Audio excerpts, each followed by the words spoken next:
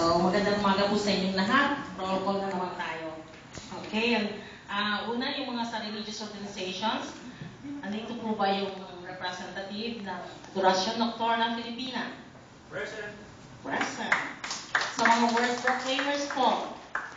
Yan, si Madam Adelina Caragan. Sa Apostolada.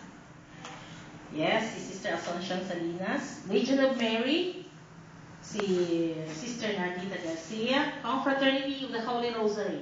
Present. Si Sister Kelina Finollar. Holy Name Society. Si Brother Ruben Finollar. Mother Butler's Guild. Sister Lina Sigen.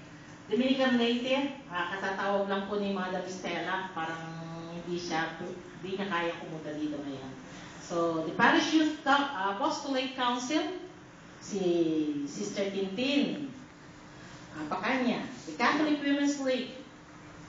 Sino po magre-represent? Si Madam Adelina. Wala po kasi yung head na si Sister Perla Teco.